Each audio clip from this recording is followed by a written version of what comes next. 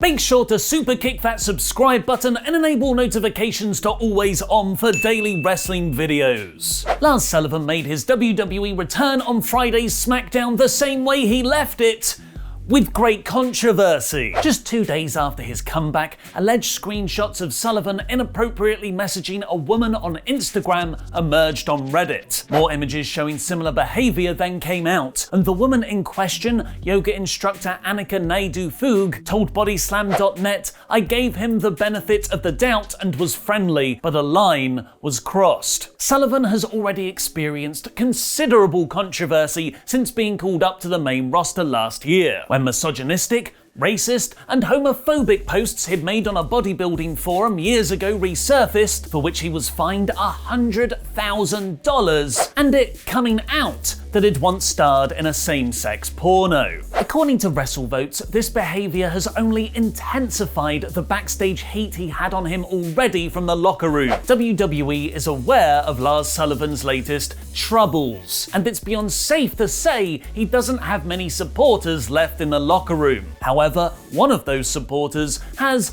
the ultimate say. So that's that. The Ultimate Say, title of your year-ending wrestling pay-per-view, which is most likely Vince McMahon. And as we've seen in many other cases, if Vince likes you, you'll be supported more than most when faced with outside controversy. But that's not the only thing that's making people uncomfortable backstage in WWE, as NXT talent has resumed training at the Performance Center following its rebranding as the Capitol Wrestling Center. Sean Ross Sapp has reported on Fightful Select that many NXT talent are uncomfortable returning to their in-ring Performance Center training during the pandemic. More specifically, they weren't comfortable training with others who weren't taking the pandemic seriously, aka COVID truthers, title of your new wrestling faction, which the report notes there are several within WWE's developmental system. The COVID community. There was a recent outbreak of COVID-19 within NXT due to several wrestlers attending a party, which I'm sure is totally unrelated. Talent were originally told months ago there would be no heat on them if they decided not to train, but that message has now apparently changed, with talent having to explain it to Vince if they don't return to training. The report does note there hasn't been any instances of that happening yet. As first reported by Cultaholic after months of dropping hints in interviews, Eva Marie is apparently on her way back to WWE. Originally wrestling from 2013 to 2017, her last run ended with her finding unique ways to get out of matches, including being stuck in traffic and a wardrobe malfunction in the ring. A moment immortalized in any wrestling YouTube thumbnail wanting to get them clicks. Did I mention, please subscribe to WrestleTalk? It was originally reported she might return as soon as last night with the second part of the WWE draft. That didn't happen, but if it did, she would have still been picked above Aleister Black. So let's relive all the depressingly low-ranked trades as I review last night's episode of Raw in about 5 minutes. Thanks for your support on Patreon, Luke's favourite fan, the one, the only, the awesome Bubba. The second and final night of the WWE 2020 draft. Please let Retribution get drafted to SmackDown. Please let Retribution get drafted to SmackDown. Opened with Randy Orton still feuding with Drew McIntyre and an ensuing brawl, which kind of gave away neither man moving brands. I hate Stephanie McMahon's entrance music. Forbes' world's most influential female CMO, Stephanie McMahon, announced our first round of draft picks for the night. The Street Profits and Bayley at SmackDown. Good strategy, get those championships across. While Randy Orton, Charlotte Flair, and easily the biggest move of the night, The Fiend, will be on Raw. I thought for sure that meant he'd turn up in the following Aleister Black vs Kevin Owens match, but he'd just let KO beat Black clean instead. For the third time in a row. Aleister has been very ineffectively booked since his return, despite putting on a really fun series of matches with Owens. This was no different, with a double knees through 4 chairs and Black losing to a powerbomb through a table. Black was later announced to be moving to SmackDown, so WWE either booked him to put KO over on the way out, or they just don't care about him. Could be either. The second round pick saw Braun Strowman, Matt Riddle, and Jeff Hardy to Raw, while Daniel Bryan and Kevin Owens were announced for SmackDown, which kind of undoes the idea of Black putting Kay over before moving across, because KO is also moving across. Miz TV had an awkward, very blonde interview with Mandy Rose and Dana Brooke, which set up a tag match against Natalya later that night. Surprisingly, Nia Jax didn't put Lana through a table, and then Lars Sullivan destroyed Morrison from out of controversy. Lars was then drafted to SmackDown with King Corbin in round 3, while Raw got Keith Lee, Alexa Bliss, and Retribution, oh goddamn son of a bitch, that's not even the right font. With Seth on his way to SmackDown, we got the match of the night from our departing Monday Night Rollins in a 3-way against Jeff Hardy and AJ Styles, which Jeff announced as a triple threat tag team match. What year is this? Where are the Dudley Boys? It was almost bittersweet, as seeing Seth finally wrestle people without the last name Mysterio was the freshest he's felt in months. The three men had a really exciting match, with a returning Elias costing Jeff the win, which actually makes sense because it was Jeff who was accused of running over Elias all those months ago. I mean, Jeff was proved not guilty, but let's take these continuity attempts where we can. Unsurprisingly, given the Hardy feud had just started, Elias was then announced for Raw, along with Lacey Evans and Sheamus, while Cesaro, Shinsuke Nakamura, and Intercontinental Champion Sami Zayn will stay on SmackDown. The Intercontinental Championship being so important there, it was drafted in round 4. Dana Brooke got the pin this time against Natalya, and proving no acts are safe. Even the blonde Natalya and Lana then broke up. Shockingly, Nia Jax again didn't emerge to put Lana through a table.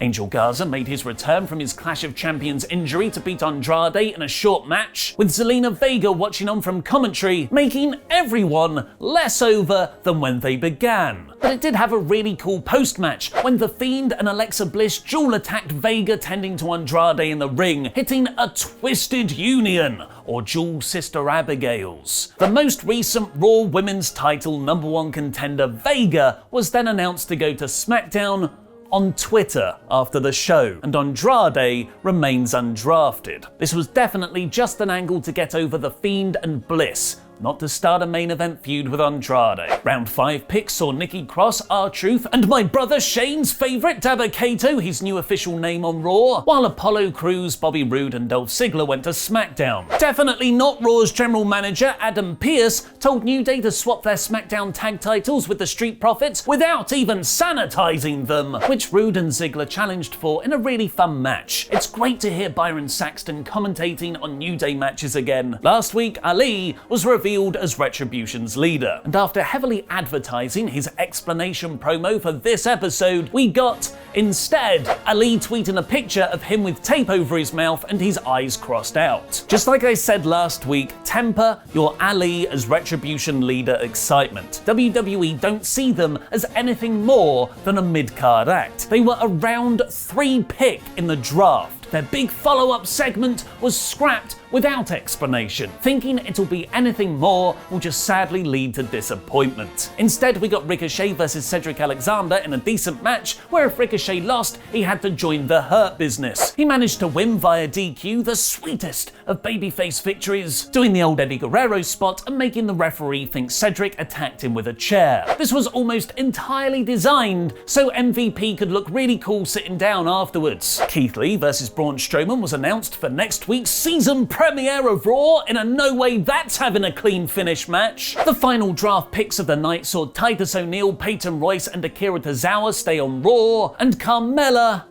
and Aleister Black go to SmackDown. You did not mishear me, Aleister Black was drafted after Titus O'Neil. And the main event saw a women's battle royal to determine Asuka's next challenger. I was certain that this being the main event meant Charlotte Flair would be returning, but instead we got an angle that was both rather fun, yet totally uninspiring at the same time. Nia Jax and Shayna Baszler dominated the match early on, but in the curse of every partnership ever, one eliminated the other, with Shayna tipping Jax over the top rope, leading to Alana getting put through the table by Nia Jax spot of the night. It eventually came down to Natalya and Lacey Evans, which made me definitely think Flair was returning imminently to actually win the match, and Asuka weirdly teleported from the commentary desk to watching on from backstage. I don't know why either. Natalya won, but then Lana, who hadn't been eliminated, pushed her off the apron to win. It was a really well done bit of booking, as I genuinely forgot Lana was in the match. But ultimately, the reason I forgot Lana was in the match, because she's not a credible or exciting contender, and it just left you with a feeling of intense lameness because Asuka will now be feuding with Lana. WWE seemed to know this wasn't a draft-ending worthy angle, so Orton and McIntyre scuffled onto the stage for a big pull-apart brawl to close the show. There were good parts of this episode. I liked a lot of the in-ring work, particularly the triple threat, and some of the moves are really exciting, like The Fiend and Titus O'Neil. But the majority of the drafts varied between lackluster and infuriating. A lot of the feuds that were done months ago are still set to continue, and no Retribution follow-up is damning. This week's Raw is poor, a 2 out of 5. On our own mini draft, we're proud to announce housemate Simon is back with WrestleTalk. You can watch his ScreenGrapple series over on WrestleTalk. Here's a quick peek. Here's an interesting thing. I don't think Stephanie McMahon knows what the Thunderdome is. But to kick off the draft, the Thunderdome is even better in person. That's literally the opposite of what it's for. How could it possibly be better in person? It is persons. Oh, hold on, Stephanie. Keith can't get on. Keith can't get online. Sorry, Keith. Oh, that's okay. There's a fan account that'll help you out. No worries. Look at this face. That's Keith's face. It's important to remember that this draft makes absolutely no sense. What's contained in that is about... That's the first and last 40 minutes of a 3-hour broadcast just of the Hurt Business. That is Raw. There you go, that's 3 hours of Raw. Her Business, Asuka, Drew. There you go. That's the show. No more rounds needed because they don't put any of them on TV. Because why would they? Is this a draft, or are we just watching a script meeting taking place for some reason in augmented reality? Every time AJ takes a selfie, it looks like it's the preview picture of an article about his nude leaks. Watch the full ScreenGrapple draft review by clicking the video on the right, and subscribe to WrestleTalk because, as announced on TalkSport last night, Alex McCarthy will be starting Wrestling Daily there next week, a 1-hour interactive wrestling news live stream. And develop your board game hobby by watching Co-op Games Explained with Laurie by clicking the video below that. I've been Mr. Davis. Jam that jam.